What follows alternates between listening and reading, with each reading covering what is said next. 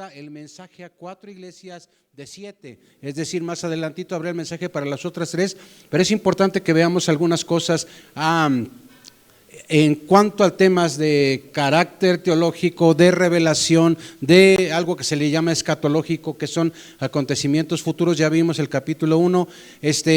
Hoy le tocaba predicar a nuestro hermano Eliab, estamos orando por él, copastor Eliab, ha estado un poquito enfermo de la garganta, ¿verdad? Ha de ser por la pubertad, no creo, bueno, la pubertad no creo, entonces estemos orando por él también, ha estado afectado. Y vamos a ver este mensaje a 4 de las 7 iglesias de Asia Menor. Y fíjese, y en este mensaje a estas iglesias el Señor llama incisivamente a un tema de arrepentimiento de pecado. También busca que haya fidelidad hacia Él y también da un mensaje de que las iglesias son poseedoras de un amor eterno, de un amor genuino, de un amor divino. ¿Hasta ahí va conmigo? ¿Sí? Es importante, hermano, le encargaría, si usted puede, tome notas, ¿verdad? Hermanos varones que nos dieron un cuadernito, ahora que tuvimos el culto en el que agradecimos por el Día del Papá. Si no tiene ese cuadernito, consígase otro y apuntemos. Fíjese, hermanos, cuando hablamos nosotros de Apocalipsis y los capítulos 2 y 3 nos hablan de un mensaje particular a 7 iglesias, ¿sí? Pero lo demás del contenido a partir del capítulo 4 en adelante es un mensaje también para todas las iglesias, ¿sí? Pero vamos a ir aterrizando algunas cosas y es importante que juntos lo veamos, ¿sí? Apocalipsis 2:1, vaya conmigo, tengámoslo ahí a la mano. Cuando lo tenga usted me indica con un amén. Amén. Escribe al ángel de la iglesia, ¿dónde dice? En Éfeso, el que tiene las 7 estrellas en su diestra, el que anda en medio de los 7 candeleros de oro, dice esto. Me detengo tantito. ¿Sí? ¿A quién le está diciendo escribe? Al ángel de la iglesia. ¿A quién le está diciendo? Al apóstol Juan, ¿sí? Bueno, ahora lo siguiente, acuérdense, Juan está tranquilo, aquí estaba viendo para el Oxxo, no sé dónde andaba. El tema es que aquí atrás oye esa voz como de trueno, se voltea y tiene esa revelación del Señor en la cual está el Hijo del Hombre, está Jesús. ¿Y qué pasa? ¿Qué tenía a su alrededor? ¿Se acuerda? 7 ¿qué? Candelabros, ¿sí? ¿Que representaban qué? Las 7 iglesias. ¿Y qué tenía en la mano derecha? 7 estrellas. ¿Que representaban qué?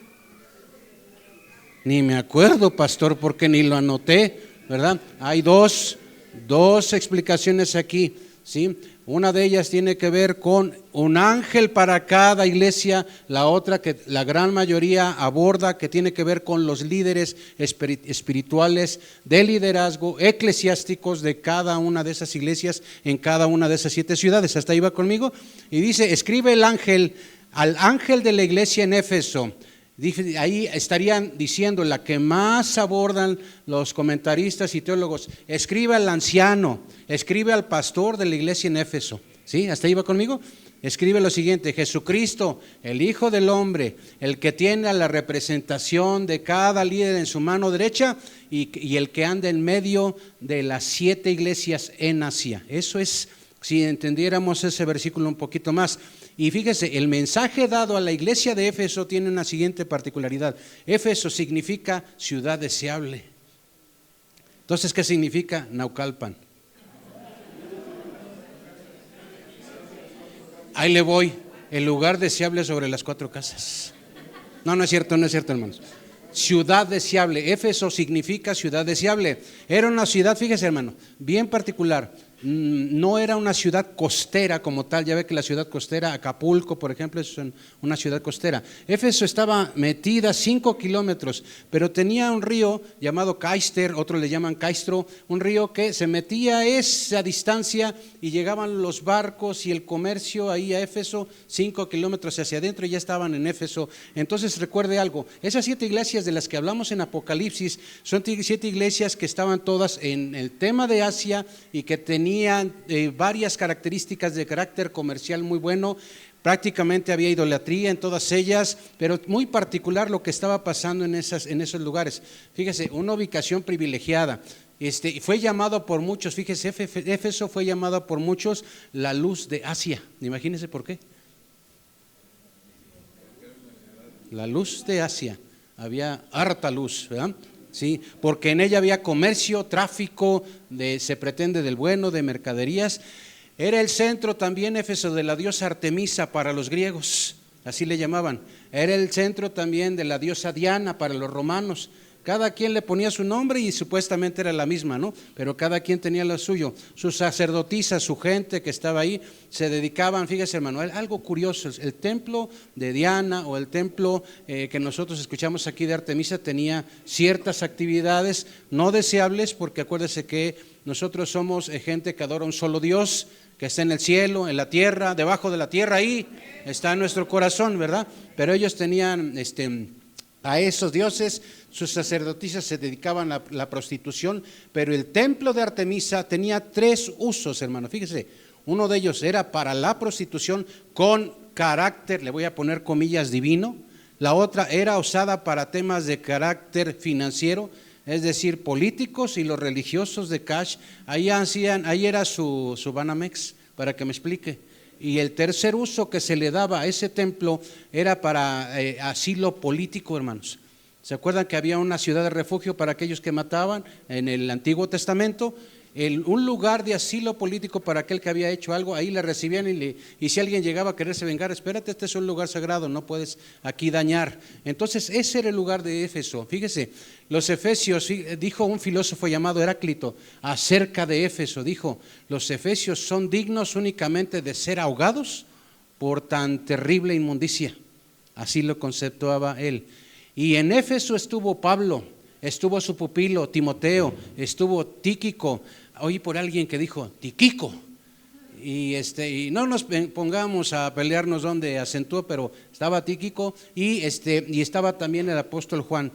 Sirvieron al ministerio en esa iglesia en Éfeso, fíjese, y ahí en Éfeso precisamente fue donde el apóstol Juan fue apresado por el emperador Domiciano y él fue llevado de ahí a Patmos. Ese fue el lugar de aprehensión de Juan y fue llevado a la isla de Patmos, en donde, ¿qué hizo Juan? Dijimos, escribió lo que estamos estudiando.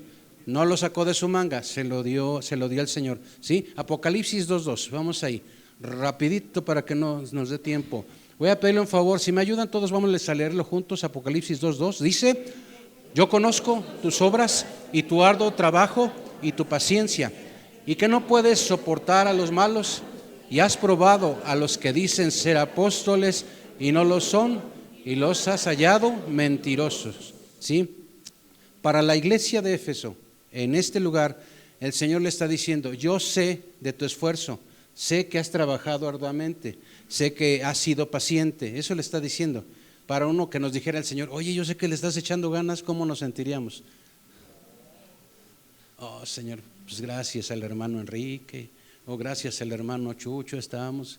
El hombre tiene una característica: le haces cumplidos y no le ayudan, hermano. Nos pasa lo que el pez globo, ¿sí? Imagínese si se los dice el Señor, ¿qué pasaría? Oye, hijo, aquí con Alejandro, hijo, ¿cómo me estás buscando, hijo, de veras? Qué bueno que le estás echando ganas. No esperaba menos, qué bueno. ¿Qué pasa con el ser humano, hermanos? Yo creo que sí soy bueno.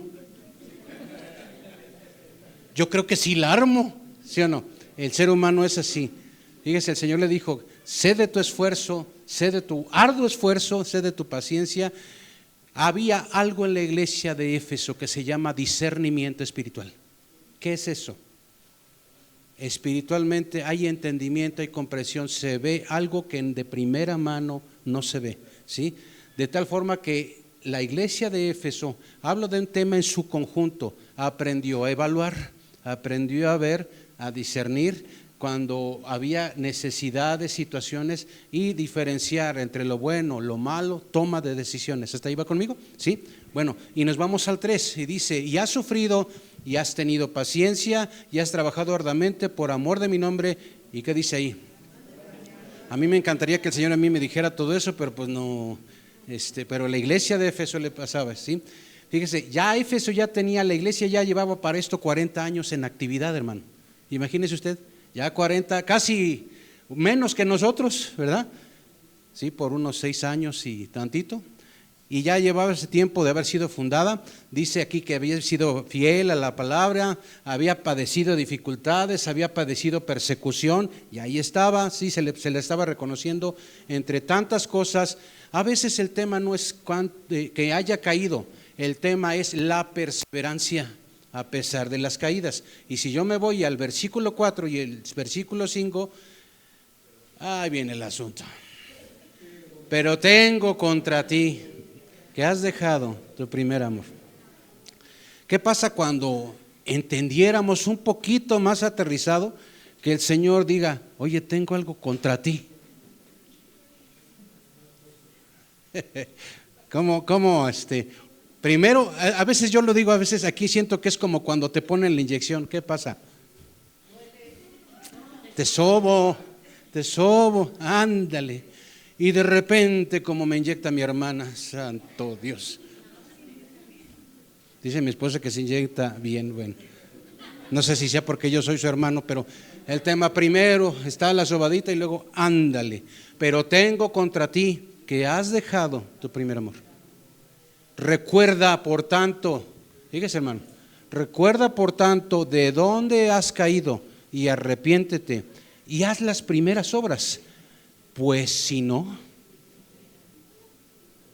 es de otra forma. Dice, vendré pronto a ti. ¿Y qué dice? Quitaré tu candelero de su lugar si no te hubieres arrepentido.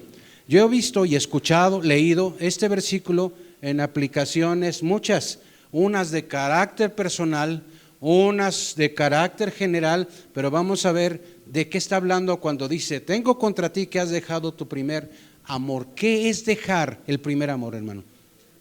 ¿Qué es dejar el primer amor? ¿Qué pasa cuando estamos hablando del primer amor? No, hombre, el mundo se me hace chiquito para evangelizar, hermano. Si me voy a desvelar, no importa. Que no sé hablar, no importa, yo veo cómo le hago en su nombre y voy. Que no sé muchos versículos, le entro y el Señor me va a usar, etcétera. ¿Se acuerdan, hermanos? Muchas cosas que antes o que en el tiempo son mi motivo, pretexto al inicio de mi primer amor. Hermano, el mundo es chiquito. El pretexto que pudiese darse no es pretexto, va a ser algo a sortear porque voy a avanzar, porque la gente tiene que saber algo que está fresco que yo tengo. Perder el primer amor, fíjese hermano, es perder la pasión. ¿Ahí me ayudan? Ahí estamos. Es perder el fervor, es perder la pureza doctrinal, es perder la pureza moral. Fíjese, es perder el celo inquebrantable por la verdad y es perder el ánimo de servir con disciplina. Nada más.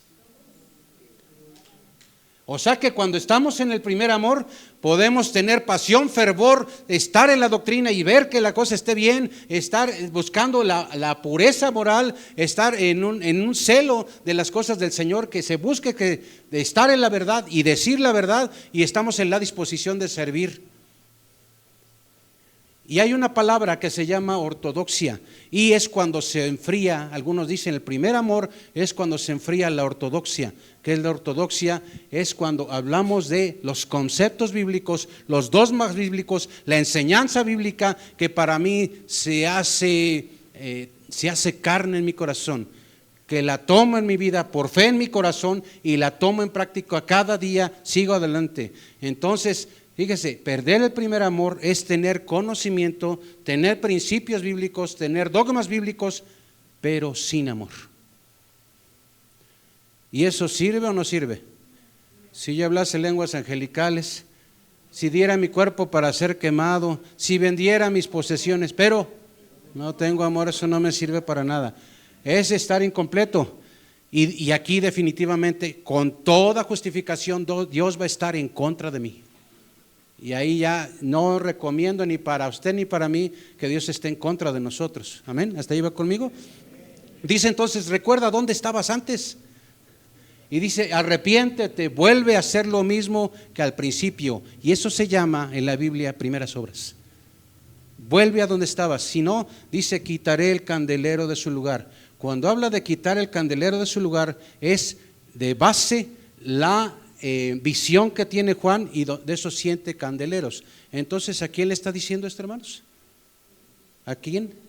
A la iglesia de Éfeso. le está diciendo eso. ¿Qué le está diciendo? Si sigues en lo mismo, si estás fuera de ese primer amor, si no regresas a Él, mi necesaria decisión es quitar tu candelero de su lugar. ¿Qué es eso? Fíjese, el Señor lo que está diciendo aquí, voy a remover tu presencia y no tendrás mi reconocimiento como iglesia verdadera. No está, fíjese hermano, no está diciendo vas a dejar de ser iglesia. ¿Sabe usted que hay iglesia falsa? ¿Sabe usted que hay iglesia que profana?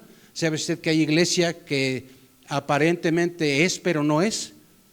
De eso hay mucho, hermano. ¿Y qué digo? Mucho se queda corto, muchísimo en el mundo, ¿sí? Y dice, en el momento que dice, quitaré su candelabro de su lugar, está diciendo a la iglesia de Éfeso, pero óyelo Juan para que lo escuche Pedro, ¿sí? Esto lo está diciendo para la iglesia de Éfeso, lo está diciendo no nada más para las 7 iglesias de Asia, lo está diciendo para todo aquel que tiene oído, oiga, ¿sí? Voy a retirar de ti tu autoridad, mi presencia y mi bendición. Eso es tremendo, hermanos. ¿Qué pasa con una iglesia que aparentemente está en lo que está, pero se retirase el candelabro de su lugar? Que deja de ser la iglesia de Cristo. Le voy a decir algo importante, es muy importante esto, hermano, porque a veces nos juntamos, a veces porque no hay cosas que hacer, nos juntamos con la metropolitana, porque somos parte de una convención nacional, porque somos parte de una unión a nivel mundial. Porque una iglesia solita, una iglesia que se maneja siempre así en cápsula, corre grandes riesgos de pasar de una iglesia a pasar a ser una secta. Por eso hay que tener cuidado. Obviamente eso no es lo que nos conforma, pero la parte principal siempre será el Espíritu Santo guiándonos, dirigiéndonos, aprendiendo de su palabra, pero yo estoy checando, ¿verdad? No me voy a ver un montón de videos que luego al rato la Dios Madre, Dios Padre, que sí fue adoptado, que no lo fue, y luego se hacen unas bolas que se meten en ellas, y el problema es que no nada más es que se metan en ellas, tienen un teléfono, alguien más les ayuda a grabar, manejan ediciones y al rato dicen tanta sandez en muchas cosas. Vamos a Apocalipsis 2, 6 y 7, pero tienes esto, que aborreces las obras de los nicolaítas, las cuales yo también aborrezco.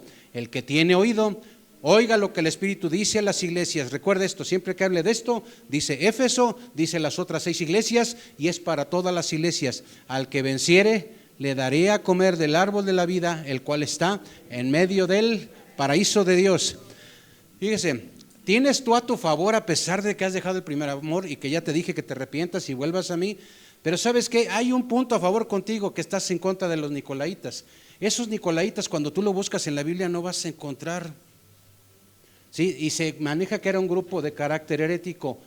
¿Qué es herético? Viene de herejía, algo que no está correcto, se entendió mal, se interpretó mal, se enseñó mal, generacionalmente se enseñó mal, ¿sí? Eso es un asunto herético. Fíjese, estos nicolaitas eran conceptuados por aquellos que eran los patriarcas o los padres de la primera iglesia, que no todos están mencionados y escritos en la Biblia, ¿sí? Esas personas, hay un tal Hipólito e Ireneo, dos personajes diferentes. Fíjese, ellos promovían para que me explique yo, Hipólito e Ireneo hablaban de esos nicolaitas, los cuales promovían comer alimentos sacrificados a ídolos, promovían la inmoralidad sexual, promovían el libertinaje. Esto se convirtió en secta, afectaba a las iglesias. De las 7 iglesias, se menciona que los nicolaitas estaban afectando duramente a 3 de las 7 iglesias. 4 ahí la llevaban, pero 3 estaban siendo afectadas por todo esto, y ahorita más adelante les voy a explicar por qué era la magnitud de la afectación. Y les decía, al que venciere le daré vida eterna y comunión eterna conmigo. Eso quiere decir estos versículos. Y ahí empieza, hermano, el mensaje a lo que es esta iglesia. Y luego nosotros vamos a la siguiente iglesia. Ahorita vimos Éfeso, vamos ahorita con la siguiente iglesia, que es, la tenemos ahí, Esmirna. ¿Sí? Recuerda esto.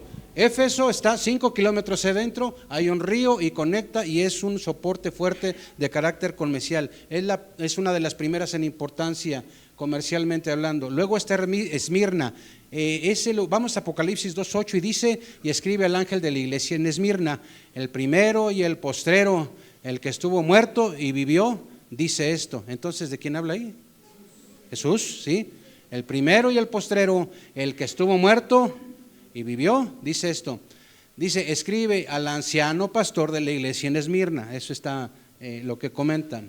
Para esto Esmirna era una ciudad también portuaria. Dicen que era de las más bonitas, hermanos, del Asia. Esmirna era una ciudad bonita, con una población promedio de 200,000 habitantes. Fíjese que ahí es donde nació un tal Homero, hermano Enrique, maestros, ¿verdad? Ahí nació Homero. ¿Quién era Homero? Era un poeta. Era un griego, era una persona que trascendió lo que dejó como legado, ¿verdad? Y Éfeso Esmirna estaba ubicada a 50 kilómetros de Éfeso, era también de comercio muy rico, pero menos que Éfeso comparativamente, era productiva, pero había algo con Éfeso curioso, hermano, en la historia. Éfeso le pasaba lo que a Oaxaca, había mucho terremoto allá. Mucho sismo, tenían problemas con eso, Éfeso. Fíjese, ahí en Esmirna es donde floreció notablemente el tema de las ciencias, donde floreció la medicina. Sí, usted fíjese en esto, ellos en Esmirna tenían una cultura religiosa, politeísta, es decir, varios dioses, pero está conceptuada como una de las primeras ciudades en edificar un templo a la diosa Roma. Fíjese, hermano. Había para ellos, fue de los primeros que dijo, bueno, hay dioses para todas las cosas, vamos a hacer un templo para la diosa Roma, y después construyeron un templo para el emperador en turno, que era Tiberio. Entonces, aparte de lo que ya tenían, era una ciudad sí politeísta, sí idólatra, pero era una ciudad de Esmirna leal al gobierno romano. Me acordó de los saduceos, ¿se acuerda? Fariseos y saduceos. Los fariseos eran los religiosos, pero como que con el gobierno no, y los saduceos, entre más se pueda que seamos mancuerna mejor, porque pues se trata de estar bien, ¿verdad? Sí, esa era la diferencia. Ahí en Esmirna fue martirizado una persona que algunos dicen que fue de los primeros patriarcas o líderes de la iglesia. Él se llamó Policarpo, dicen que fue el 12º mártir de los que estaban en la línea o que podían llevar el conteo, el 12º mártir. Y fíjese, dice que él falleció a los 86 años de edad, fue muerto por martirio, ¿sí? Por martirio. Y fíjese, hermano, cuando hablamos ¿se acuerda del primer mártir de que nos menciona la Biblia como tal? Esteban, ¿se acuerda de Esteban? Bueno, entonces estamos hablando que es la segunda. Fíjese, nosotros vemos la muerte de Esteban y leemos detalles. ¿Se acuerda quién estaba ahí, que le estaban echando las ropas y que estaba probando ahí? Saulo. Todavía no Pablo, Saulo, pero ahí le voy. Cuando hablamos de este hombre Policarpo, es el segundo mártir cuyos detalles de carácter, cómo fue su martirio, están explicados, está conceptuado como tal. Era una ciudad de Esmirna entonces próspera, pero era una ciudad, fíjese, pobre. Fíjese, hay una característica contrastante. Esmirna era una ciudad con recursos, pero la iglesia era pobre. ¿Por qué cree? ¿Por qué cree? Había cash, pero la iglesia era pobre. Y muchos dicen que tiene que ver con su situación religiosa. Eran los feitos. ¿Tú eres cristiano? No, pues contigo no. Y vamos al 9. Yo conozco tus obras, se le dice a la iglesia de Esmirna. Es una manera de indicar, fíjese, en el caso de Esmirna el Señor está diciendo, yo te advierto, te consuelo, pero yo conozco tus obras. ¿Alguien le ha dicho, yo sé lo que hiciste? ¿Alguien te ha dicho así? Nunca, pastor, porque yo soy casi santo. ¿Verdad? Yo conozco tus obras y tu tribulación. ¿Cuántas veces aparecerá tribulación en el Apocalipsis, hermano? Muchas. Y fíjese, cuando vemos lo que significa tribulación en la Biblia para el cristiano, me llamaba la atención, significa, para no decirle de dónde viene y de todo lo demás, dice carga que aplasta y tritura. Eso es tribulación. ¿Hemos pasado por tribulación? Sí. ¿Nos ha dado más el Señor de lo que hay que soportar o habría que soportar? Sí, pastor, ya me ha dado lo que podía soportar, si no, yo me echo para atrás y me voy al mundial de nuevo. Carga que aplasta y tritura. Dice, yo conozco tus obras y tu tribulación y tu pobreza. Y dice ahí en su Reina Valera, pero tú eres ¿qué? Pero tú eres rico, ¿sí? Le está diciendo, yo conozco lo que has padecido, yo conozco que no tienes muchos recursos, pero tú eres rico.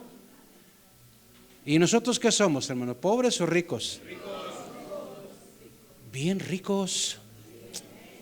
Pues que el Señor me lo diga porque yo no veo claro.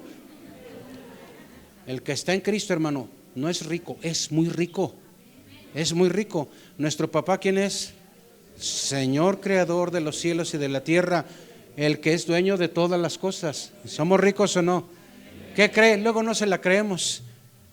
Y cuando tenemos necesidades, estamos dándole vueltas en nuestra cabeza, estamos piense y piense, hasta nos enfermamos de la preocupación, pudiendo decirle: Señor, tú eres el dueño de todo, está en tus manos, yo te estoy buscando, estoy haciendo lo que me encargaste, esto es asunto, Señor, ahí te encargo. Es así, hermanos, es así, para que el Señor quite eso de nosotros. Dice: pero tú eres rico. Era pobreza material, pero ricos en Dios. Y dice, y tu tribulación, pues, pero tú eres rico. Y la blasfemia de los que se dicen ser judíos y no lo son, sino sinagoga de Satanás. En ese tiempo, personas de la comunidad judía provocaron por medio de persecución, hermano, provocaron la persecución usando mentiras para los cristianos de esa ciudad, y hubo entonces como resultado de ello un martirio de más personas. Entre ellas tenemos a un tal Policarpo. Fíjese, cuando habla de este Policarpo se menciona que era no se ponen de acuerdo, algunos decían que era líder de lo que es la iglesia en esa ciudad. El tema es que era una persona cristiana, sí, de manera cruda, había hostilidad para las personas, para los cristianos, odio hacia ellos, fíjese. Entonces habla de Policarpo como un concepto de obispo, que era una palabra común en ese tiempo. Murió en una hoguera. ¿Saben cuál fue el delito de Policarpo? Le voy a decir así, sin tanto rollo. Le dijeron: di que César es Señor. Y le costó la vida negarse a decir que César es Señor. ¿Saben cómo lo dijo él? Jesús es Señor. Di que César es Señor. Ahí está la hoguera, ahí está la tela ardiendo. Te vamos a amarrar. Di que César es Señor. Jesús es Señor. Lo amarraron, le dieron la última oportunidad. ¿Qué creen que hizo? ¿Cuántos haríamos lo mismo, hermanos? Amén. Tráiganme la lumbre, por favor. Que sea de a de veras, hermanos, ¿sí? Que sea. Y algo que me llama la atención, él fue quemado, hermano. Y decía de todos aquellos que le obligaron, aquellos que persiguieron, judíos, todos aquellos que estaban en contra de la iglesia, dice: son sinagoga de Satanás.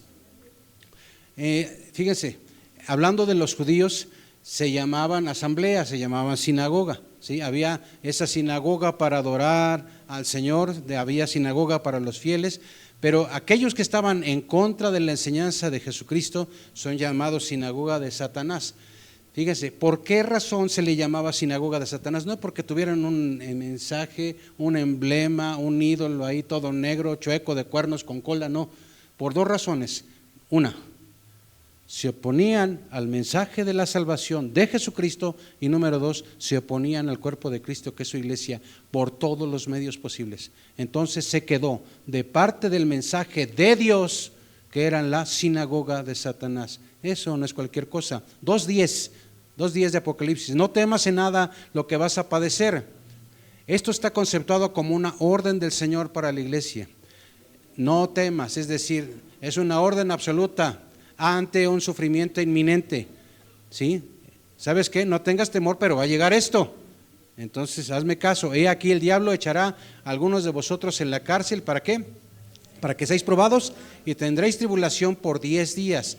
El Señor está informando que iban a ser perseguidos, y aquí nos dice 10 días, ¿sí? Y tal pareciera que dijera: bueno, cuéntale aquí, vas a ser aprendido, de ahí cuéntale 10 días y vas a ser liberado. No, en la numerología bíblica está diciendo perfección, algo completo para el hombre. El Señor está diciendo aquí: vas a padecer de manera perfecta, es decir, te va a doler.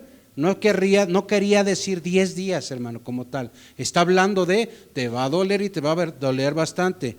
Sé fiel hasta la muerte, y yo te daré, ¿qué dice?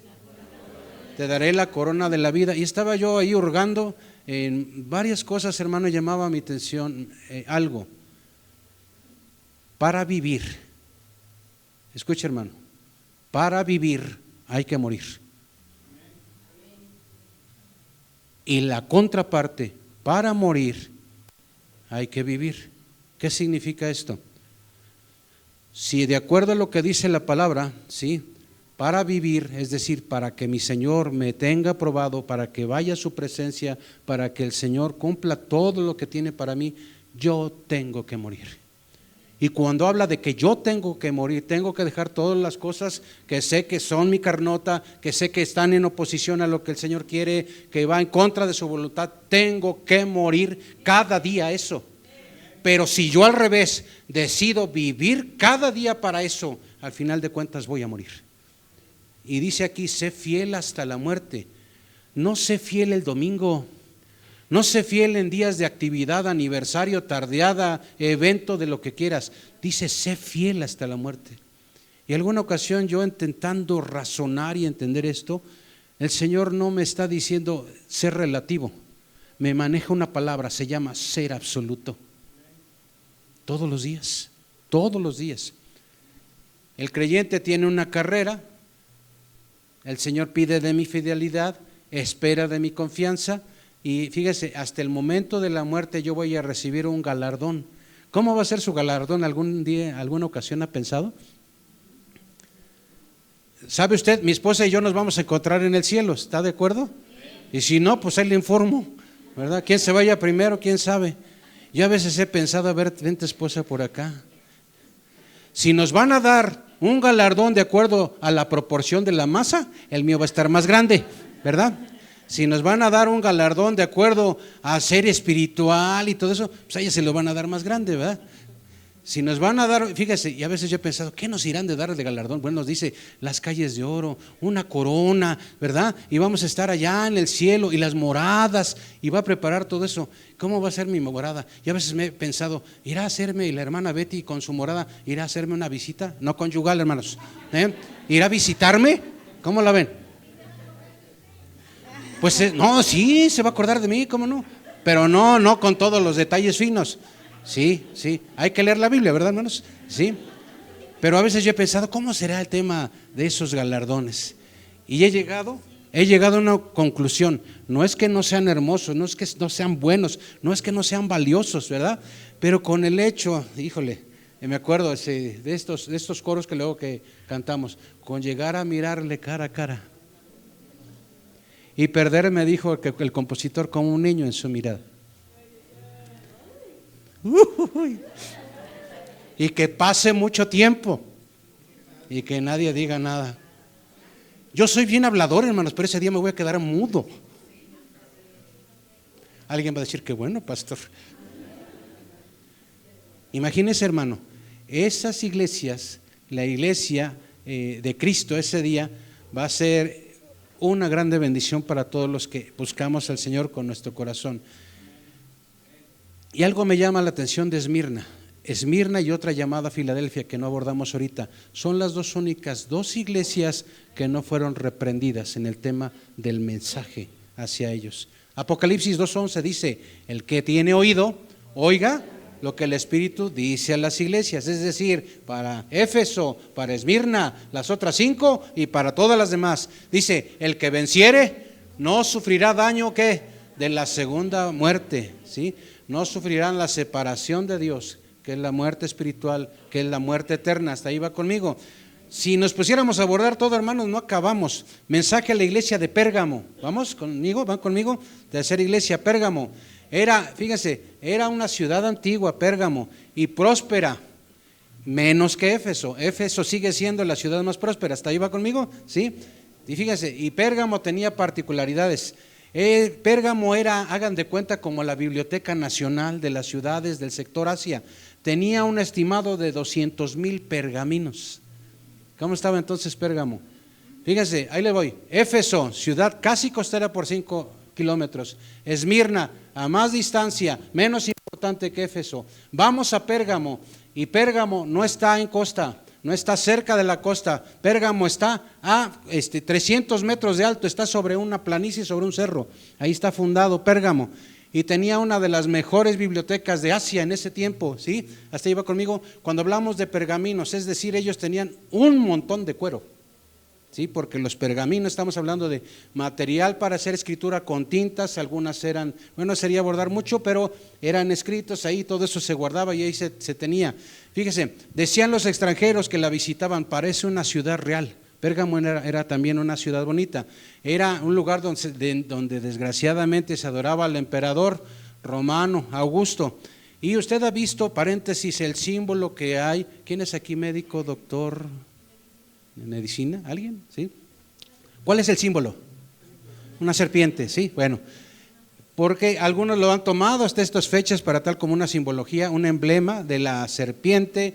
Y fíjese, en esa ciudad en Pérgamo había una ciudad dedicada a un dios de la sanidad llamado Asclepio. Santo Dios. Omar Asclepio. No, hermanos, no. Qué bueno que no estamos en esos tiempos, sí, es Asclepio. Bueno, y fíjese qué pasaba. La gente venía de muy lejos a Pérgamo buscando ser sanada. Los pacientes iban al templo, subían esos 300 y tantos metros, iban al templo y los sacerdotes ahí les decían: quédense aquí a dormir. Y les dejaban serpientes ahí no venenosas que se pasearan en medio de sus cuerpecitos dormidos para que hubiera, comillas, sanidad, para que fuesen sanados. Y fíjense, al ser Pérgamo un centro de paganismo también, sí, confrontó Pérgamo muchas dificultades delante del Señor. Apocalipsis 2:12 dice: y escribe al ángel de la iglesia en Pérgamo, el que tiene la espada aguda de dos filos. ¿De quién habla? ¿De quién habla? ¿De quién? ¿No de qué? Habla de nuestro Señor, el Hijo del Hombre, habla de Jesucristo y dice, aquí representa juicio. ¿Se acuerdan que la palabra del Señor es viva, es eficaz, es poderosa? Con ella creó el universo, con ella puede hacer tantas cosas. Presenta aquí para Pérgamo juicio, ¿sí? ¿Por qué? Porque ahí había mucha gente que estaba en contra también, en todas las ciudades, hermanos, pero había ciertas ciudades donde esto era más incisivo, más relevante. Atacaban al pueblo del Señor, destruían a la iglesia. Aquí Juan sabía, fíjese, había un procónsul romano en ese tiempo y había una frase en esos tiempos y decía esta frase: por el poder de la espada. Era una frase común en esos tiempos: por el poder de la espada de Augusto tal, por el poder de la espada de fulano de tal, ¿sí? Y Juan, sabiendo lo que tenía que ver con esa ciudad, hace un énfasis en la revelación: el que tiene la espada aguda de dos filos. Y dice, por el poder de esa espada, dice esto, y me voy al 13, y dice: yo conozco tus obras, y dónde moras, donde está el trono de Satanás, pero retienes mi nombre y no has negado mi fe, ni aun en los días en que Antipas, mi testigo fiel, fue muerto entre vosotros, donde mora Satanás. De aquí algunos se han agarrado para decir: bueno, es que como Satanás no es omnipresente, tiene su residencia en Pérgamo. Pobres pergamitos. Pero es una interpretación limitada de acuerdo a esto. Se ha dicho que es un lugar donde gobierna Satanás, pero hermanos, Satanás sabemos que no está en todos lados, ¿verdad? ¿Estamos de acuerdo? ¿Dónde vive Satanás, por cierto? Anda rodeando la tierra. ¿Y a qué hora se da tiempo para ir a acusarnos?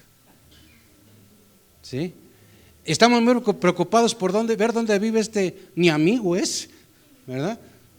El tema no es que esté diciendo aquí que su lugar de residencia es en Pérgamo, ¿sí?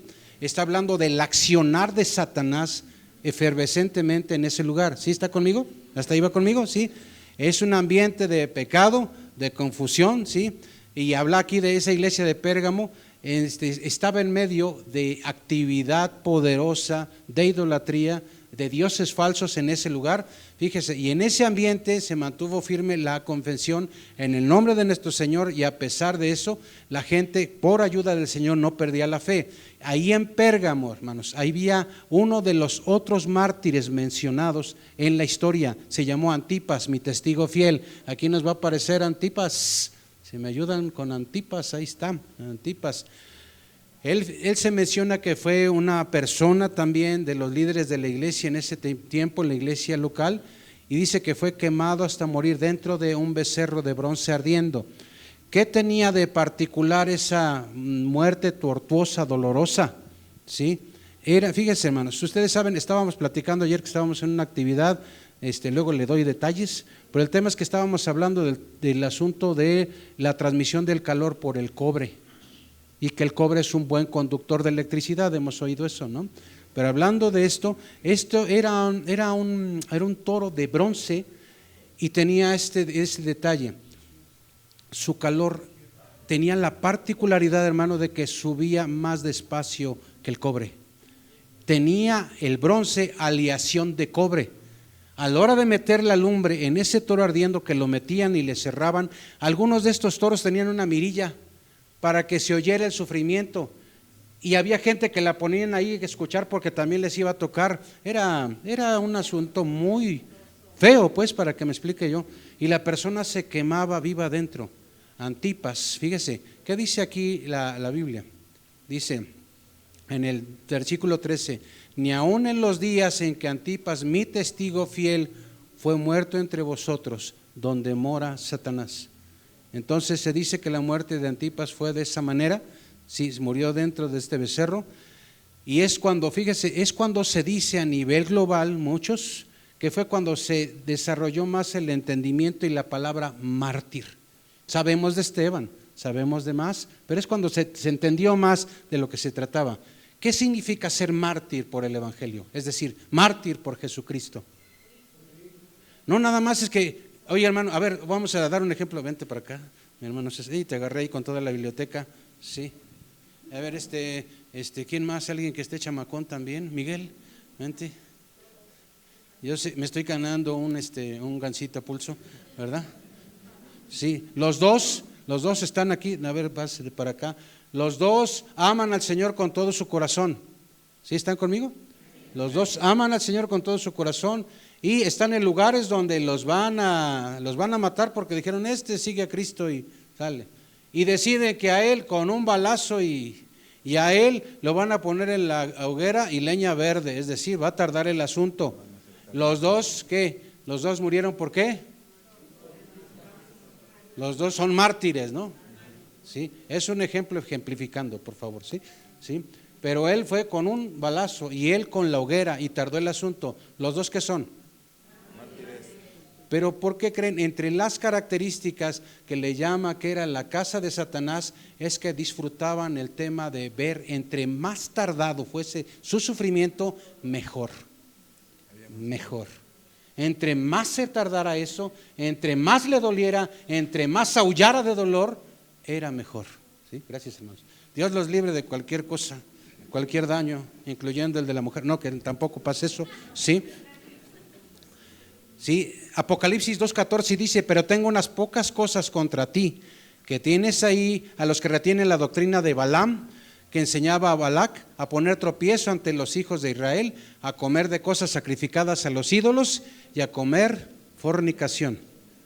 Tengo en contra de ti unas pocas cosas. Ok, ahí está la persecución, está todo esto.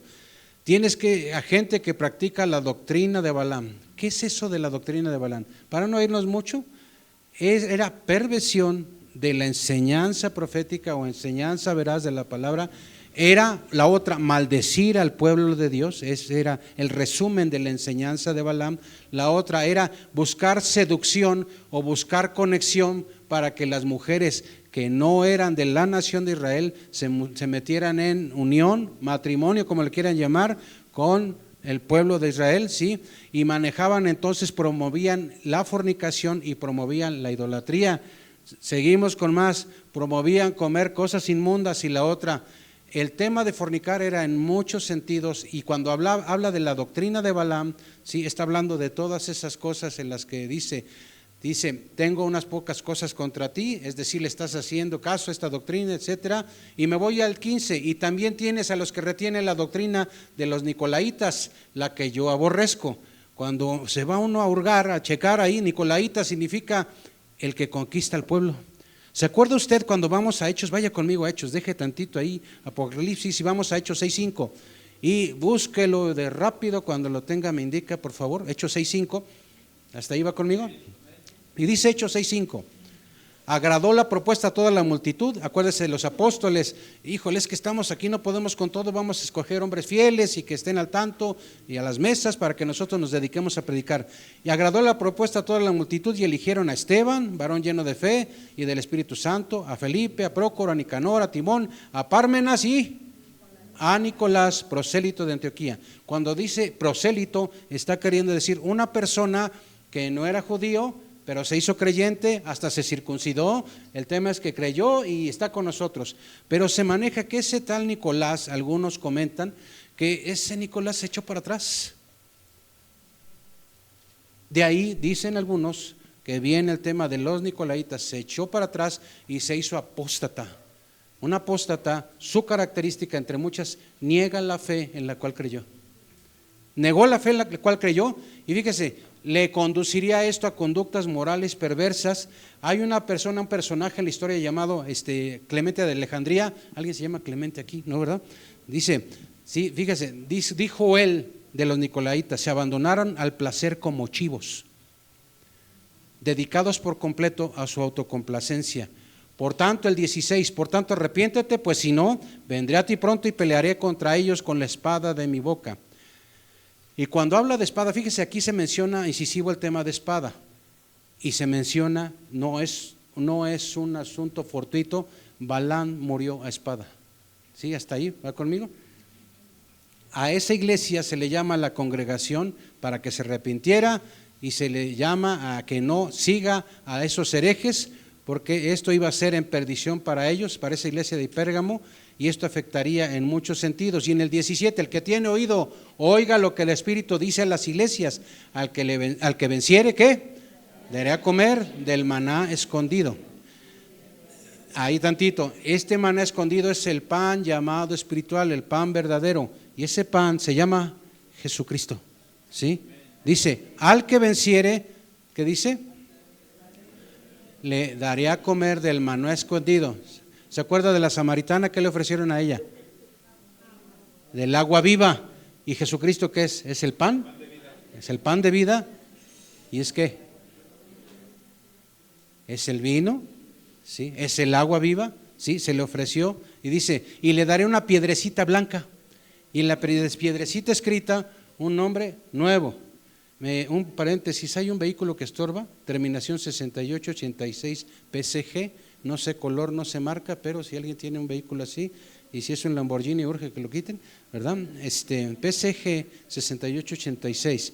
Le daré una piedrecita blanca y en la piedrecita escrito un nombre nuevo, el cual ninguno conoce, ¿quién? Sino ¿qué? Aquel que lo recibe. La piedrecita que reciba mi hermano Javier, no voy a saber qué dice. La que reciba mi esposa, no voy a saber qué dice. ¿Sí? Fíjese, a los atletas en los tiempos griegos, en los tiempos de los juegos, se les daba como parte de su premio. Hemos oído hablar mucho de la corona de laurel, pero dice no tan promovido, no tan anunciado, pero como un tema de un boleto para pasar al tema de las premiaciones, para aquellos ganadores se les daba una piedrecita de color blanco, ¿sí? Esta piedra servía pase de entrada a la fiesta, a la celebración, y significaba para muchos el boleto de entrada para eso. No está diciendo que se lo sacó de la manga, no, Juan, lo que sí está comentando será algo, el Señor va a conocer a nosotros, a darnos conocer cuando estemos delante de su presencia una identidad tan hermosa, tan incomparable, pero tan íntimamente personal, hermano, en ese tiempo. No está diciendo que va a ser exactamente una piedra con el nombre ahí, pero va a ser algo muy íntimo, como el Señor me va a llamar a mí. Y si a mí me dijeran, ¿cómo va a ser ese nombre? Pues para ponérmelo de una vez, pues ni la menor idea, hermano. Mientras no me pongan Euclapio y todo lo demás. Bueno, al final de cuentas no importa, pero el tema es que va a estar ese nombre ahí. Vamos a la última que vamos a abordar, Tiatira, versículos 18 y 19. Y escribe, al ángel de la iglesia en Tiatira, el Hijo de Dios, el que tiene ojos como llama de fuego y pies semejantes al bronce bruñido, dice esto. Acuérdese que esto nosotros lo vimos en el capítulo 1. Yo conozco tus obras y amor y fe y servicio y tu paciencia, y que tus obras postreras son más que las primeras. Cuando hablamos de la cuarta iglesia abordada, esta es la carta más larga, hermano, comparativamente con las otras. Fíjense, A diferencia de la otra, acuérdese, Éfeso, casi costera, Esmirna, más para adentro, Pérgamo, 300 arriba. En el caso de Tiatira, esta ciudad estaba en un llano, y hacía, para que me explique, cuando va dando su disertación o lo que se dejó escrito, las iglesias hacían, las cartas están hechas para ser enviadas así, hermano, y hacer esto. A la hora de que se envían las cartas, se da un entendimiento por inercia, ¿verdad? ¿Ya leíste la carta? El que sigue. Por eso están escritas de manera geográfica, es decir, están escritas así y las va dedicando así. ¿Qué te da a entender eso? Y que dijeras esto, para todo aquel que oyere, vela pasando. ¿Cómo tenían que ir las cartas? Así, así. ¿Quién le reveló eso a Juan? El Señor, ¿sí? No está escrito, pero fíjense, a la hora de checar todo es lo que está como tal. Fíjense, en el caso de Tiatira se extendía sobre el valle, ahí transitaba lo que le llamaban en Asia el correo real. Ahí era una de las partes básicas del correo real, era un lugar importante. De ese lugar es donde vive o está, o era el lugar de nacimiento de una mujer llamada Lidia. ¿Se acuerda de Lidia? La que vendía cosas, lana, lino, púrpura y artesanía. De ahí era Lidia, vendedora de todo esto. Esta iglesia ahí era pequeña, hermanos, a diferencia de las otras ciudades. Tiatira era pequeña, fíjese, y esta era una ciudad pequeña, y el Señor le dice, yo conozco tus obras. Y cuando dice ahí, empieza tus obras de amor, ¿qué dice ahí? De amor, de fe, de servicio, ¿qué? De paciencia. ¿Tus obras qué? ¿Postreras? Son más que las primeras, ¿sí? Cuando dice yo conozco tus obras de amor, no habla de amor filos por mis cuates, no habla de amor eros por mi pareja, dice yo conozco tus obras, que tiene que ver con el amor que yo he puesto en ti, y ese amor se llama amor ágape, ¿sí? Tiene que ver con ese amor de Dios. Yo conozco tu fe, y habla de ahí de dos vertientes, uno que tiene que ver con creer en Él, pero de ahí se hace una Y, tiene que ver yo sé que eres leal, y la otra yo sé que eres fiel. Y dice, yo conozco tu servicio. De ahí viene el concepto de diaconía. ¿Qué son los diáconos? No sé, los que representan a la iglesia y los que deciden por mí, yo ni les dije. De ahí viene el concepto de diaconía, que es atender las carencias. Fíjese, hermano, ¿qué tiene que hacer un diácono? Ayudar al tema de las carencias en la iglesia, espirituales. Si alguien anda atorado y no tiene chamba, vemos qué hacemos, le ayudamos, que una mudanza, que llevamos despensa, no sé, pero eso es una función diaconal, tiene que ver con servicio. Y dice, yo conozco tus obras de paciencia. Sí, paciencia, ¿qué es la paciencia? Aquí, de acuerdo a esto, fíjese, es mantenerse debajo de la carga y llevarla hacia adelante de manera permanente. Ándale. Paciencia es mantenerme debajo de la carga. ¿Y para qué me pongo abajo de la carga? La levanto y la llevo adelante de manera permanente. Y dice, tus obras postreras son más que las primeras. Tus obras de ahora, fíjense, hermano, cómo lo maneja ahí, para esta iglesia, tus obras de ahora son mejores que las de antes. ¿Y qué nos dijeron antes en otra de las iglesias? Oye, vuélvete a lo que estabas, y aquí les están diciendo al revés, ¿verdad? Tus obras de ahora son mejores que las de antes. Aquí, ¿cómo nos diría el Señor a nosotros? Aquí conceptúan los que dicen que saben, se incrementó en calidad y en intensidad la labor de la iglesia. 20 al 23, tengo 1 minuto con 20 segundos.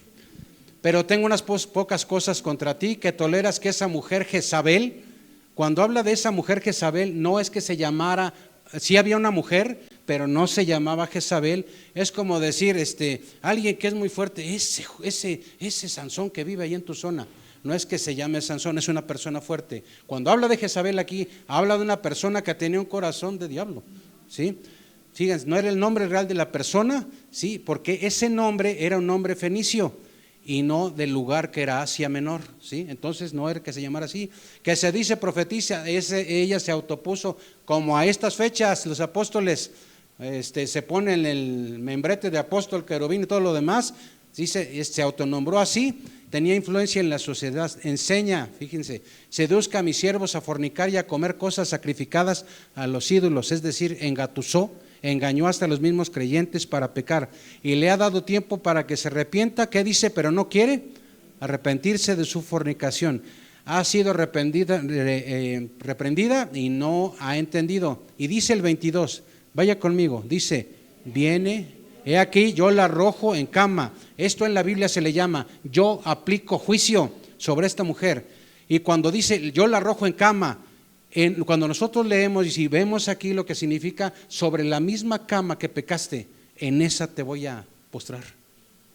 Y en gran tribulación a los que con ella adulteran, si no se arrepienten de las obras de ella, y a sus hijos heriré de muerte. Fíjese, habla aquí de aquellos que le creyeron, de aquellos que le siguieron y su familia.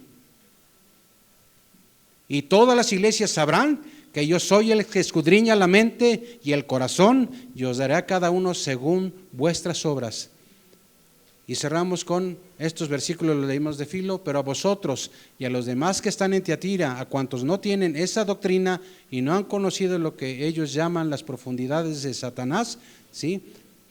Yo os digo, no os impondré otra carga, pero lo que tenéis, retenedlo hasta que yo venga. Al que venciere y guardare mis obras, esto es, y tomémoslo, y guardare mis obras hasta el fin, que dice, yo le daré autoridad sobre, ¿qué dice? Las naciones, y las regirá con vara de hierro, serán quebradas como vaso de alfarero, como yo también le he recibido de mi Padre. Y le daré la estrella de la mañana. ¿Quién es la estrella de la mañana? Jesús, ¿sí? El Señor Dios dándose a sí mismo, a los suyos, ¿sí? El que tiene oído, oiga lo que el Espíritu dice a las iglesias. Póngase de pie, hermano, por favor. Dios es muy bueno, hermanos. Amén. Le encargo algo, estemos estudiando el libro de Apocalipsis y pues sigamos permitiendo que el Señor ministre en nuestra vida, en nuestro corazón, y busquemos al Señor. Cada día está más cerca de nosotros cuando el Señor va a decir, ya vente, vámonos. ¿Y nosotros qué vamos a decir? Lo vimos al inicio. Amén. Sí, ven, Señor Jesús. Que sea con convicción. A veces el cristiano le pasa esto, hermanos, que esto y que el otro, a ver, digan, y estamos con 1, 2, 3 que digan, entonces quiere decir que lo que tenía pensado estaba bien. Hay que tener seguridad y esperemos con ansias esa venida de nuestro Señor. Oremos, hermano. Señor, te adoramos, te damos gracias por tu misericordia, por tu presencia, por tu palabra. Tu palabra, Señor, nos recuerda cada día que está más cerca el día en que te veremos. Y te adoramos por ello, Señor. Anhelamos estar delante de tu presencia, cara a cara. Mientras tanto, Señor, seguimos esta carrera con gozo. Seguimos peleando, Señor, esgrimiendo esa espada de la fe, Señor. Seguimos, Señor, luchando, Señor, cada día y haciendo con tu ayuda, con tu misericordia, con tu dirección, Señor, siguiendo cada día tus pasos. Ayúdanos, Señor. Reconocemos que nosotros solos no podemos, pero en ti podemos. En ti se puede y seguimos adelante con tu ayuda. Si hay alguien aquí, Señor, que tiene necesidades, que tiene tristezas, que tiene angustias, ministra en los corazones. Danos, Señor, de tu gracia. Hemos pasado por lodo cenagoso, por situación de desesperación, pero mayor eres tú, Señor.